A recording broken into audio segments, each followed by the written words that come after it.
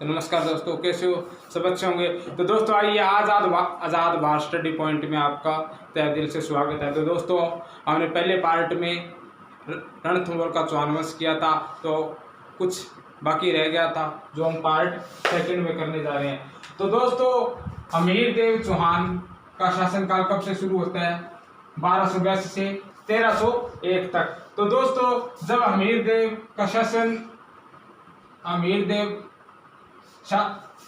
राजगद्दी पर बैठा था तो उसके समकालीन कौन था?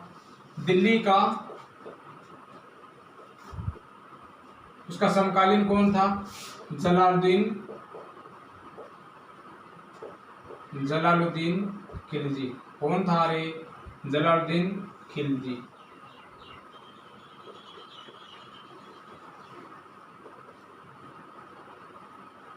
किसका समकालीन था? जलालुद्दीन खिलजी, जिसका शासनकाल 1290 से 1296 तक माना जाता है। किसका शासनकाल माना जाता है? जलालुद्दीन खिलजी का शासनकाल कब तक माना जाता है? 1290 से 1296 ईस्वी तक माना जाता है। किसका? जलालुद्दीन खिलजी का। तो दोस्तों जब अमीर देव चौहान गद्दी पर बैठा था तो इधर जलालुद्दीन खिलजी दिल्ली का सुल्तान था। तो दोस्तों जब कोई जलालुद्दीन खिलजी दिल्ली का सुल्तान था तो वह अन्य दुर्गों से कर लेता था, और इस रणथंभौर दुर्ग से भी पहले अमीर देव चौहान से पहले यहाँ से कर लेता था। तो अमीर देव चौहान जैसे ही शासन कर रहा था तो अमीर देव चौहान ने क्या किया रे? कर देना मना कर दिया। किसको? जलालुद्दीन खिलजी को। किसको कर देना मना कर दिया? जलालुद्दीन खिलजी को। और जलालुद्दीन खिलजी की कौन सी नीति थी? साम्राज्यवाद नीति। क्या थी? साम्राज्यवाद नीति अपनाई थी।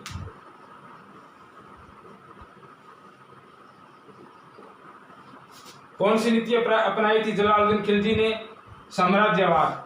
तो दोस्तों इस रणथंभौर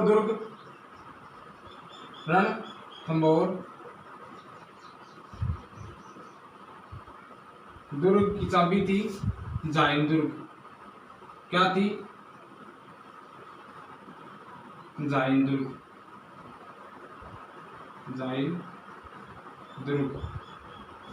तो दोस्तों जब अमीर देव चौहान ने कर देना मना कर दिया तो साम्राज्यवाद नीति के तहत 1291 में, कितने में? 1291 में जलालुद्दीन खिलजी ने आक्रमण किया। कहाँ? जाइन दुर्ग पर। और हाँ अमीर देव का सेनापति था गुरदास सैनी। कौन था रे? गुरदास सैनी। कौन था? गुरदास सैनी। कब आक्रमण किया जलालुद्दीन खिलजी ने? 1291 ईस्वी में। परंतु इस आक्रमण किया 1291 में, और दोनों के बीच युद्ध होता है, और इस युद्ध में जलालुद्दीन खिलजी हार जाता है। क्या? हार जाता है।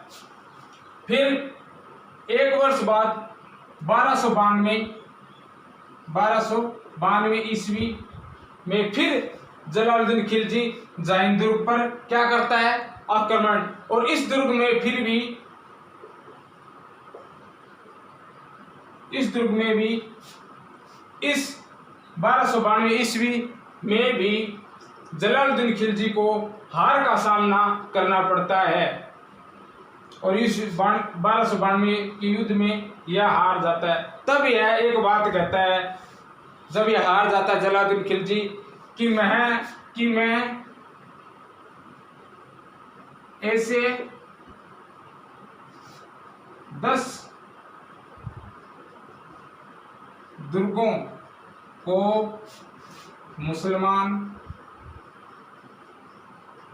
मुसलमान के दाढ़ी के बाल के बराबर नहीं समझता। यह बात किसने कही थी? 1292 ईस्वी का युद्ध हार जाने के बाद जलालुद्दीन खिलजी ने कहा था कि मैं ऐसे 10 दुर्गों को मुसलमान के दाढ़ी के बाल के बराबर नहीं समझता। यह बात किसने कही थी? यह जलालुद्दीन खिलजी ने कही थी। तो एक जलालुद्दीन खिलजी का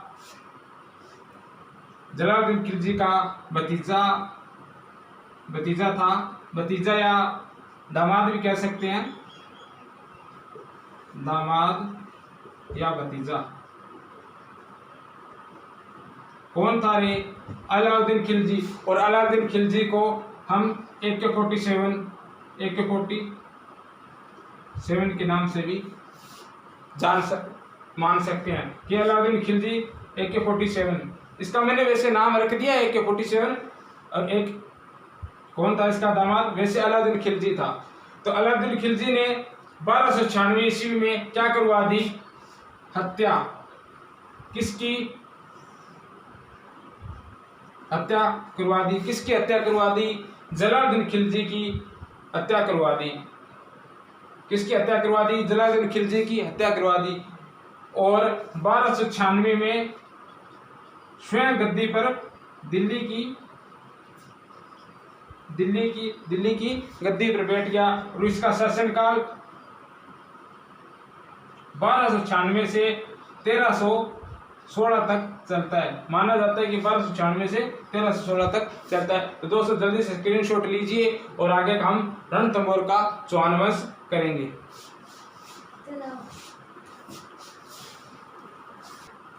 तो दोस्तों AK-47 कौन था? अलाउद्दीन खिलजी। अलाउद्दीन खिलजी ने जलालुद्दीन खिलजी की हत्या कर और 1296 में स्वयं गद्दी पर, इसका शासनकाल 1316 तक चलता है। तो अलाउद्दीन खिलजी जब जलालुद्दीन खिलजी को मारकर दिल्ली की गद्दी पर बैठा तो सामने तो कौन था? अमीरदेव चौहान ही था। तो इसका एक सेनापति था। कौन था इसका सेनापति? महमूद शाह। इसका एक सेनापति था, सेनापति महमूद शाह। कौन था? महमूद शाह। उसे मोहम्मद शाह भी कहते हैं, कई बुकों में मोहम्मद शाह भी मिलता है,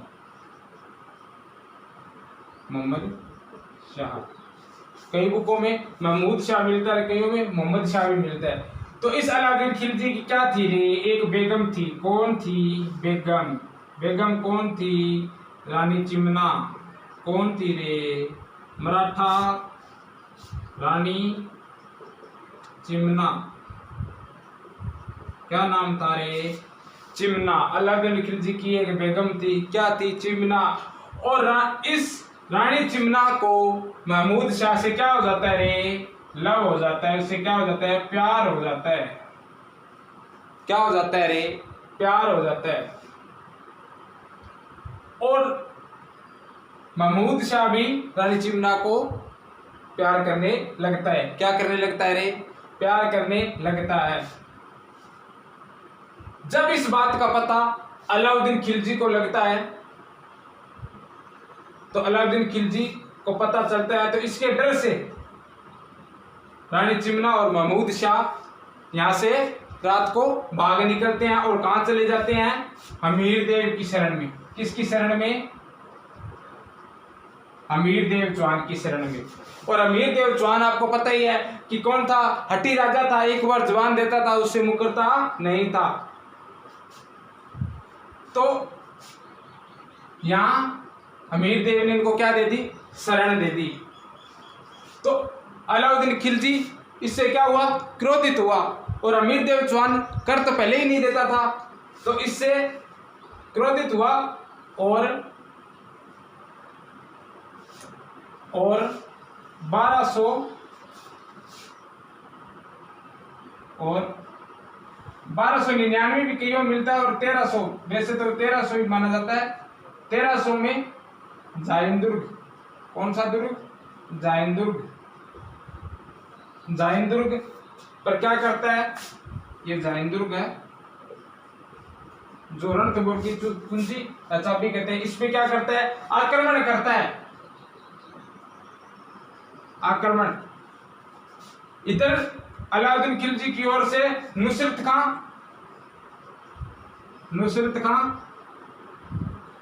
और उल्लू खां,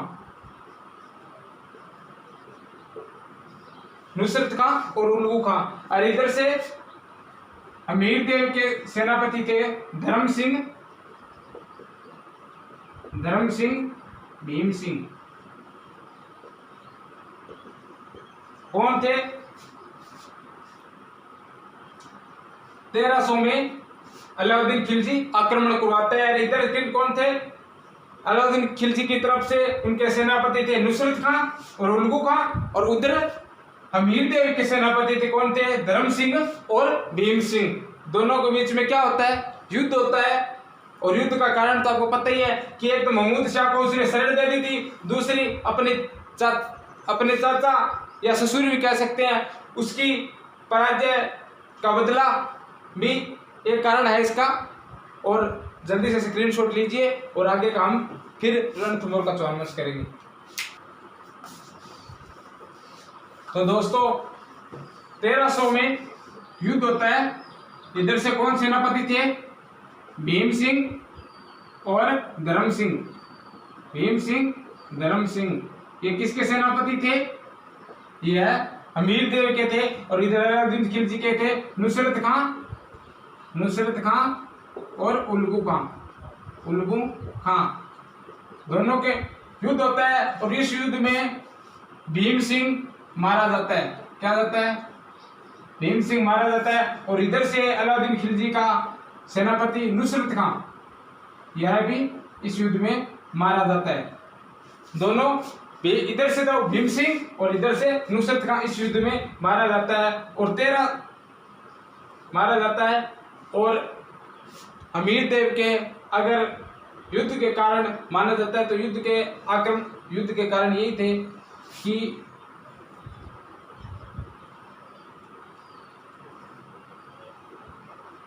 आक्रमण के कारण पूछे जाए तो एक तो अपने चाचा की पराजय का, अपने चाचा की हार का बदला, यह भी एक कारण था। दूसरा कारण यह भी कह सकते हैं कि अमीर देव ने अलाउद्दीन खिलजी के सेनापति को शरण दी। यह भी एक युद्ध का कारण था। और एक युद्ध का कारण यह भी था कि अमीर देव ने कर देने से मना कर दिया था। किसने मना कर दिया था? किसने कर दिया था? अमीर देव चौहान ने। यह भी एक आक्रमण का कारण था। तो दोस्तों 1301 में अलाउद्दीन खिलजी स्वयं, 1301 में अलाउद्दीन खिलजी स्वयं, तो आपको मैंने पहले बताया था रणमल और रतिपाल का नाम आया था। तो अब रणमल और रतिपाल के बारे में आपको बताता हूँ। रणमल और रतिपाल कौन थे? रणमल, रतिपाल कौन थे? तो दोस्तों कोई भी राजा होता था ना तो उसके विश्वास पात्र सेनापति होते थे। तो यहाँ अमीर देव चौहान के विश्वास पात्र सेनापति थे, जिनको क्योंकि हर दुर्ग के बारे में उन्हें जानकारी, जो मुख्य जो उनके द्वार थे वो उनके सेनापति को जानकारी होती थी। तो इस रणमल और रतिपाल यह अमीर देव चौहान के विश्वास पात्र थे। तो 1301 ईस्वी में स्वयं अलाउद्दीन खिलजी आया और रणमल और रतिपाल रणमल और रतिपाल को क्या दिया, लालच दिया कि आप हमें अमीरदेव चौहान रणथंभौर दुर्ग की पूरी जानकारी दे दो और मैं तुम्हें अमीरदेव की हत्या करके और आपको यहाँ का राजा घोषित कर दूंगा। तो रणमल और रतिपाल को क्या दिया था, लालच। और यह क्या आया, लालच हमेशा बुरी बला होती है। क्या होती है, बुरी बला। तो रणमल और रतिपाल क्या आगे, इसके लालच आगे, और इन्होंने क्या किया, अमीरदेव चौहान से क्या किया, विश्वासघात। क्या किया, विश्वासघात। विश्वासघात किसने किया, रणमल और रतिपाल ने। तो 1301 में रणमल और रतिपाल ने क्या किया, विश्वासघात किया। और अलाउद्दीन खिलजी और रणमल और रतिपाल अलाउद्दीन खिलजी को पूरा दुर्ग के बारे में जानकारी दे देते हैं और यह अलाउद्दीन खिलजी आक्रमण कर देता है। जैसे अमीरदेव चौहान को पता चलता है तो अमीरदेव चौहान को पता लगता है कि रणमल और रतिपाल ने विश्वासघात कर दिया। तो तभी अमीरदेव चौहान अपनी सेनाओं को आदेश देता है कि केसरिया धारण करो। केसरिया धारण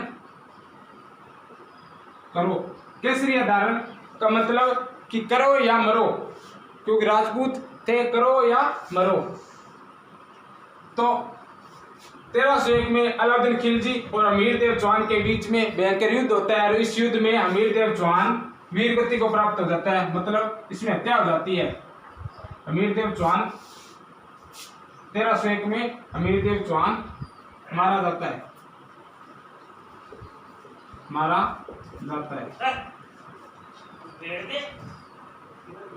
1301 में अमीरदेव चौहान मारा जाता है और रानी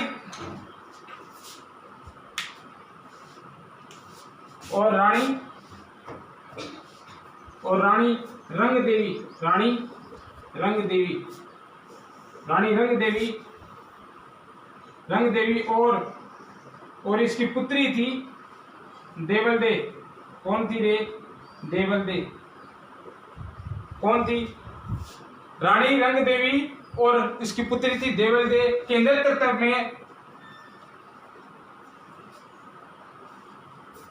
में राजपूताओं की महिलाओं ने क्या किया, जल जोहर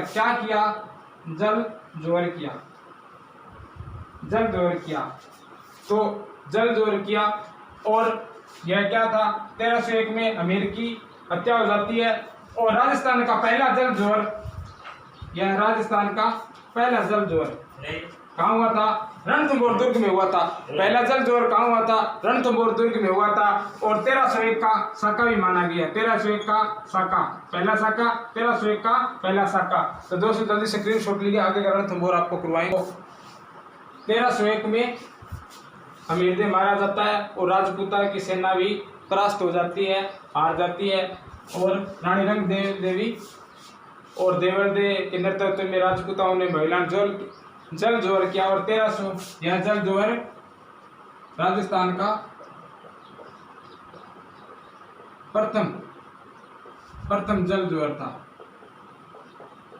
जल जोहर जो कहाँ हुआ था, रणथंभौर दुर्ग में हुआ था। और 1301 का साका था, 1301 का साका। जैसे ही यह इसको अमीरदेव चौहान मारा जाता है तो अलाउद्दीन खिलजी इसके बाद में रणमल और रतिपाल की क्या कर देता है, रणमल और रतिपाल की भी क्या कर देता है, हत्या कर देता है। कौन कर देता है, अलाउद्दीन खिलजी क्या कर देता है, हत्या, बाद में हत्या कर देता है रणमल और रतिपाल की हत्या। कि अगर अमीरदेव के भी ये नहीं हुए तो मेरे क्या होंगे, तो इनकी क्या कर देता है, हत्या कर देता है। तो यहाँ कौन बचा, महमूद शाह कौन था, महमूद शाह कौन था, अलाउद्दीन खिलजी का सेनापति था। कौन था, सेनापति था जिसको अमीरदेव ने क्या दे रखी थी, शरण दे रखी थी। तो जब अलाउद्दीन खिलजी अमीरदेव और रणमल रतिपाल को मारने के बाद महमूद शाह बचा था, तो इसको कहा कि अगर यह बात अलाउद्दीन खिलजी ने कहा थी कि अगर तू अभी जिंदा है, अगर मैं तुझे जिंदा छोड़ दूं तो तू क्या करेगा। तो महमूद शाह ने क्या किया, कहा कि मैं पहले तो मैं तुझे मारूंगा पहले तो मैं तुझे मारूंगा और बाद में रणथंभौर के चौहानों का, जो यहाँ के अमीर के रणथंभौर के चौहानों का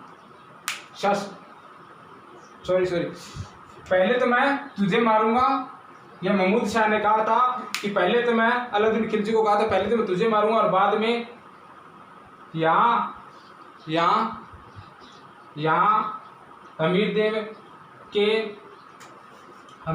के पर्दा है, या पर्दा भी कह सकते हैं, अमीर देव पर्दा या चौहानों का यहाँ का राजा बनाऊंगा, रणथंभौर का राजा बनाऊंगा। यह बात किसने की थी? महमूद शाह ने की थी। तो महमूद शाह को इससे क्रोधित हुआ और महमूद शाह को हाथी के पैरों के नीचे डालकर इसको जिंदा मरवाया था। किसने? अलाउद्दीन खिलजी ने मरवाया था। और एक नोट करने वाली बात आती है कि अमीर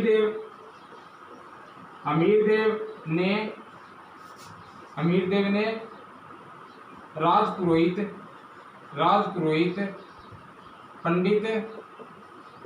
पंडित विश्वरूप के निर्देशन में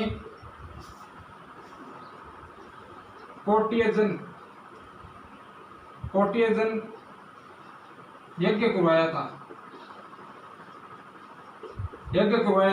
यह यज्ञ कैसा था? यह अश्वमेध यज्ञ जैसा था। अश्वमेध यज्ञ जैसा था। कहा जाता है कि अमीर देव ने राजपुरोहित पंडित विश्वरूप के निर्देशन में कोटियजन यज्ञ करवाया था। और यह यज्ञ कैसा था? यह अश्वमेध यज्ञ था। और अश्वमेध यज्ञ किसने करवाया था? तो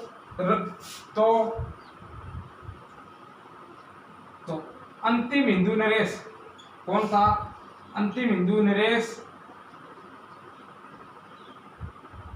पहले आप स्क्रीनशॉट लीजिए क्योंकि आज जगह नहीं बची और आगे का रणथंभौर चौहान करेंगे। तो कोटियजन यज्ञ अमीर देव ने करवाया था। तो अगर अश्वमेध यज्ञ की बात आ जाए, अश्वमेध यज्ञ ये किसने करवाया था? राजस्थान का अंतिम हिंदू नरेश, जिसने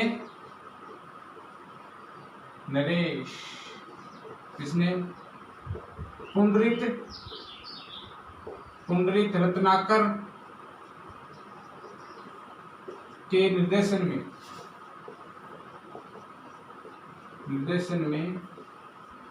अश्वमेध यज्ञ करवाया था। यह किसे?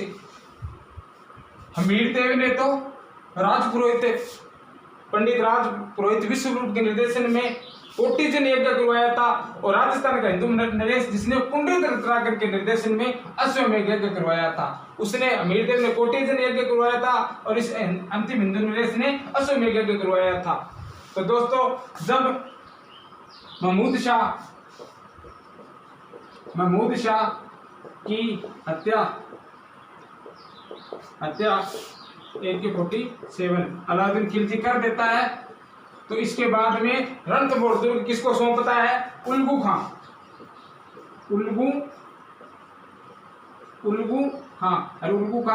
को क्या था? इसका सेनापति। तब अलाउद्दीन खिलजी एक बात कहता है कि आज कुफ्र का गढ़ इस्लाम का घर हो गया। कौन कहता है यह बात? यह अलाउद्दीन खिलजी कहता है कि आज कुफ्र का गढ़ इस्लाम का गढ़ हो गया।